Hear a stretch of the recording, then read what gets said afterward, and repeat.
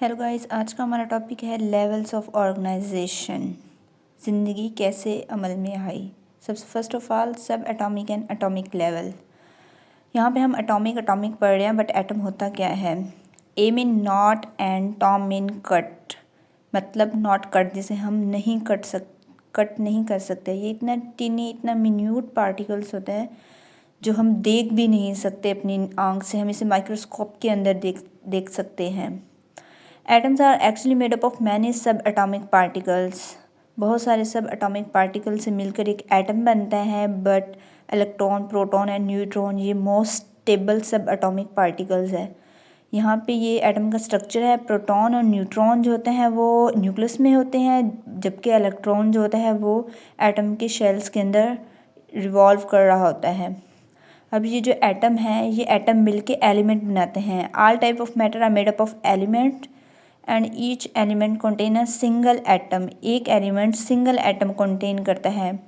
Atoms के अंदर सब एटॉमिक पार्टिकल्स होते हैं, इलेक्ट्रॉन, प्रोटॉन, न्यूट्रॉन। ये इलेक्ट्रॉन, प्रोटॉन, न्यूट्रॉन और बहुत सारे अदर सब एटॉमिक पार्टिकल मिलके एक एटम बनाते हैं, और एक एटम मिलके एलिमेंट बनाते हैं। नेक्स्ट हमारे पास बायो एलिमेंट्स क्या होते हैं। आउट ऑफ 92 जो कि नेचुरल हैं, 16 आर बायो एलिमेंट्स। तमाम जिंदा लिविंग थिंग्स, जिंदा जानदार चीज़ें इन 16 बायो एलिमेंट्स से मिलके बनी हैं, जिनमें से जो 6 हैं oxygen, carbon, hydrogen, nitrogen, calcium and phosphorus make 99% of body mass. ये क्या करते हैं, 99% जो हमारी बॉडी है वो इन बायो एलिमेंट्स से मिलके बनी है। बाकी जो रिमेनिंग 10 है वो मेक 1% ऑफ बॉडी मास, वो 1% बनाते हैं। अब एटम्स जो है, सब एटॉमिक पार्टिकल्स ने मिलके एटम बनाया, एटम ने मिलके एलिमेंट बनाया, और एलिमेंट मिलके मॉलिक्यूल बनाते हैं। Bio element do not occur in isolated form. Bio elements अलग अलग नहीं रह सकते। They combine together to form a molecule. ये एक दूसरे से मिल के एक मॉलिक्यूल बनाते हैं। जैसे कि यहाँ पे वाटर की हम लोगों ने एग्जाम्पल ली है।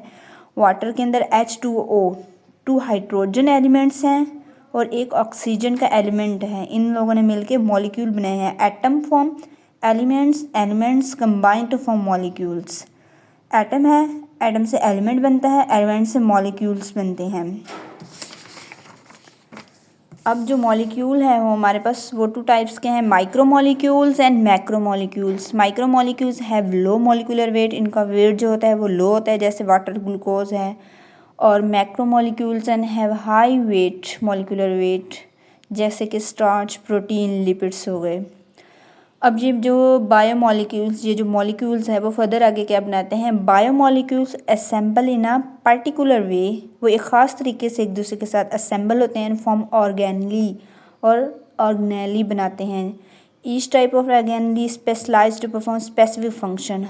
ईच टाइप, हर तरह के ऑर्गेनली का एक अपना स्पेसिफिक, अपना ख़ास फंक्शन होता है। जैसे कि हमारे बुक में माइटोकॉन्ड्रिया हो गया है। माइटोकॉन्ड्रिया और राइबोसोम्स। माइटोकॉन्ड्रिया क्या करते हैं, specialise for cellular respiration. Cellular respiration के लिए ये लोग हैं। और राइबोसोम्स क्या है, प्रोटीन सिंथेसिस के लिए है। एटम ने मिलके एलिमेंट बनाए, एलिमेंट ने मिलके मॉलिक्यूल्स बनाए, मॉलिक्यूल्स ने मिलके एक ऑर्गेनेली बनाई। ओके, नेक्स्ट हमारे पास सेल लेवल है। ऑर्गेनेलीज आर एक्चुअली सब एटॉमिक पार्टिकल और स्ट्रक्चर। ऑर्गेनली जो है वो सब एटॉमिक या सब मॉलिक्यूलर स्ट्रक्चर है। किसका, सेल का। सब atomic particle, electron, proton, neutron वो एटम के थे, और जो ऑर्गेनेली है वो सेल के सब मॉलिक्यूलर स्ट्रक्चर हैं। व्हेन ऑर्गेनली कंबाइन और assemble together cell is form. जब ये ऑर्गेनेली जो है वो तमाम की तमाम एक दूसरे के साथ मिलती हैं तो क्या बनता है, सेल। अब सेल क्या है, cell is a unit of life. ज़िंदगी का इकाई है सेल। यहाँ पे सेल की स्ट्रक्चर, ये हमारे पास तमाम की तमाम ऑर्गेनेली हैं। ये माइटोकॉन्ड्रिया है, ये न्यूक्लियस है, ये वैक्यूल है, ये एंडोप्लाज्मिक रेटिकुलम है, गोल्जी बॉडी है, ये राइबोसोम्स हैं, साइटोप्लाज्म होता है, और भी बहुत सारे ऑर्गेनेली होते हैं। इन तमाम ने, ये तमाम असेंबल होकर उन्होंने एक सेल बनाया है। अब इन यूनिसेलुलर ऑर्गेनिज्म, जैसे कि हमारे पास प्रोकैरियोट्स होते हैं, the entire organism are made up of single cell. वो सिर्फ यही एक सिंगल सेल से मिलके बनी होती हैं, सिर्फ सिंगल सेल। लेकिन the all animals, all plants and most fungi are made up of trillion of cells. बहुत सारे सेल से मिलके बनी होती हैं और इन्हें हम मल्टी सेलुलर ऑर्गेनेलीज कहते हैं, मतलब बहुत सारे सेल्स। नेक्स्ट हमारे पास लेवल है टिश्यू लेवल। ये सेल्स हैं, a group of similar cell perform similar function, इन्हें हम टिश्यू कहेंगे। ये सेल्स हैं, सिमिलर सेल्स हैं, डिफरेंट सेल्स नहीं है, इनका फंक्शन सेम होता है। ये जब असेंबल होते हैं तो ये टिश्यू बना देते हैं। टिश्यू क्या होता है? अ ग्रुप ऑफ सिमिलर सेल्स, एक जैसे सेल परफॉर्म सिमिलर फंक्शन, जो एक ही जैसा फंक्शन परफॉर्म करते हैं, एक ही जैसा। प्लांट्स में ये टिश्यू कौन कौन से होते हैं?